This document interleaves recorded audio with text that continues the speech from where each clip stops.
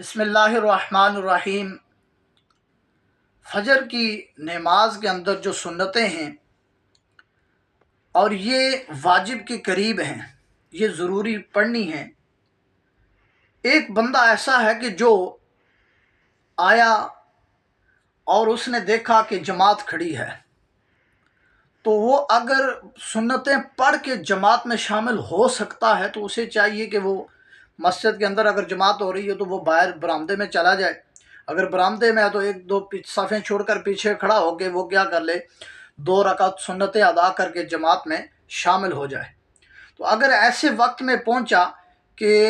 جماعت آخری لمحات میں ہے تو اسے چاہیے کہ وہ سنتیں نہ پڑھے بلکہ جماعت کے ساتھ شامل ہو جائے۔ پھر جب جماعت سے فارغ ہو جائے تو پھر فوراً نہ پڑھے، اس لیے کہ فوراً سنتیں پڑھنے سے ہمارے محبوب علیہ الصلاۃ والسلام نے منع فرمایا ہے۔ جامعہ ترمذی کے اندر، یہ جامعہ ترمذی شریف ہے، اس کے اندر حدیث پاک موجود ہے، حدیث نمبر 174۔ اس کے اندر یہ ہے کہ حضرت ابن عباس رضی اللہ تعالی عنہما ارشاد فرماتے ہیں کہ میں نے نبی علیہ الصلوۃ والسلام کے کئی صحابہ کرام سے اور بالخصوص حضرت فاروق اعظم سے، جو میرے بہت زیادہ محبوب ہیں، یعنی میں ان سے بہت زیادہ پیار کرتا ہوں، امیر المومنین فاروق اعظم سے، فرمایا میں نے ان سے سنا کہ ہمارے محبوب علیہ الصلوۃ والسلام نے فجر کے بعد طلوع آفتاب تک اور عصر کے بعد غروب آفتاب تک، یعنی فرض پڑھنے کے بعد، فجر کے فرض اور عصر کے فرض پڑھنے کے بعد ان کے علاوہ کوئی اور نماز پڑھنے سے منع فرمایا ہے۔ فرمایا رہا مسئلہ قضا نمازوں کا، فرمایا قضا پڑھ سکتے ہیں۔ اس میں اکثر صحابہ کرام، فقہا اور یعنی ان کے صحابہ کرام کے شاگرد، تابعین، ائمہ محدثین کا یعنی یہ قول ہے، انہی کا یہی مسلک ہے، کیا کہ فجر کے بعد فجر کے فرض جب پڑھ لیے، عصر کے فرض پڑھ لیے تو اب کوئی نفل وغیرہ کوئی سنتیں نہیں پڑھ سکتے، اس لیے کہ جہاں تک کہ سورج غروب ہو جائے یا سورج فجر کے بعد طلوع ہو جائے، اور عصر کے بعد ظاہر غروب ہوتا ہے۔ تو اسی طرح فجر کے بعد ہم نے سنتیں، فرضوں کے بعد سنتیں فوراً کھڑے ہو کے نہیں پڑھنی۔ جو لوگ پڑھتے ہیں تو وہ ضعیف روایات ہیں یا منقطع ہیں، وہ روایات کا سہارا لے کر وہ لوگ پڑھتے ہیں۔ لیکن یہ امام ترمذی حدیث پاک، یہ جو فجر کے بعد کچھ نہ پڑھنے کی حدیث پاک ہے، اس کو امام ترمذی لکھ کے فرماتے ھذا حدیث حسن صحیح، فرمایا یہ حدیث حسن صحیح ہے۔ اسی طرح خود ہمارے محبوب علیہ الصلوۃ والسلام کا عمل مبارک ہے، سیدنا ابو ہریرہ رضی اللہ تعالی عنہ سے روایت ہے، فرماتے ہیں کہ ہمارے محبوب علیہ الصلوۃ والسلام نے آپ کی جب سنت مبارک رہ جاتی فجر کی تو فرمایا آپ طلوع آفتاب کے بعد ادا فرماتے۔ اور اسی طرح حضرت ابو ہریرہ رضی اللہ تعالیٰ عنہ سے حکم بھی ارشاد ہے کہ سرکار علیہ الصلوۃ والسلام نے فرمایا کہ جس کی اگر سنتیں رہ جائیں فجر کی تو فرمایا وہ طلوع آفتاب کے بعد پڑھ لے، یعنی حکم بھی آ گیا اور سرکار کا پہلے عمل بھی آ گیا۔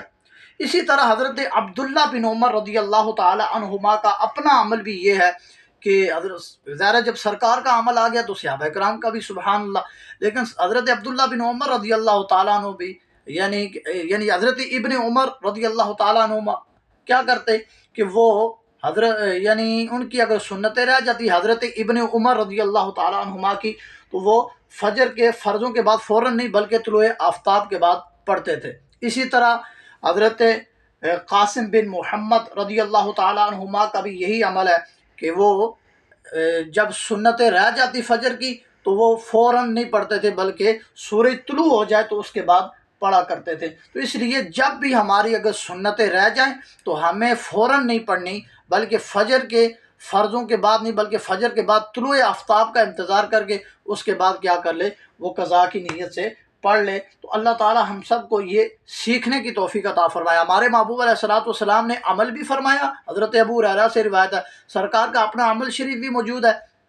اور پھر یعنی آپ کی سنتیں رہ جاتی تو آپ طلوع آفتاب کے بعد یعنی آپ ادا فرماتے، اور پھر اگر آپ نے حکم بھی ارشاد فرمایا کہ جس کی سنتیں رہ جائیں تو وہ طلوع آفتاب کے بعد پڑھ لے۔ اور پھر ہمارے محبوب علیہ السلام کا، جس طرح کہ میں نے ترمذی شریف کے حوالے سے بتایا ہے کہ ہمارے محبوب علیہ الصلوۃ والسلام نے ارشاد فرمایا کہ جب تمہارے یعنی فجر کے فرض اور عصر کے فرضوں کے بعد یعنی کوئی نماز پڑھنے سے منع فرمایا ہے۔ لیکن یاد رہے کہ قضا اس وقت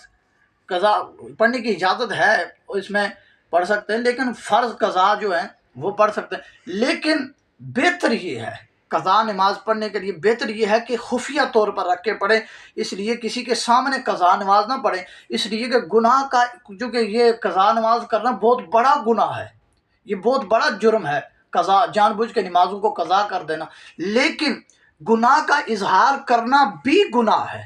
گناہ کا اظہار کرنا بھی گناہ ہے، تو لہٰذا کسی کے سامنے ہمیں یعنی فوراً کھڑے ہو گئے، فجر کے بعد سلام پھرا تو دعا مانگی، فوراً کھڑا ہو گیا نماز پڑھنے کے لیے، ایسا عمل نہ کرے۔ لوگ پوچھیں گے کیا پڑھ رہا تھا، تو وہ کہے گا قضا نمازیں، تو یہ گناہ کا خود اس نے اظہار کر دیا، تو لہٰذا گناہ کا اظہار کرنا بھی گناہ، کسی کو بتانا بھی گناہ ہے، یعنی خود کسی نے جرم کر دیا، لوگوں کے آگے وہ اظہار کرتا پھرتا، تو یہ بھی جرم ہے۔ پھر ایک گناہ نہیں ہوگا بلکہ اس کے ذمہ دو گناہ لگ جائیں گے، ایک وہ اس نے جو کیا، دوسرا یہ کہ اس گناہ کا لوگوں کے آگے بتا بھی دیا۔ تو اسی لیے اللہ تعالی ہم سب کو ہدایت نصیب فرمائے۔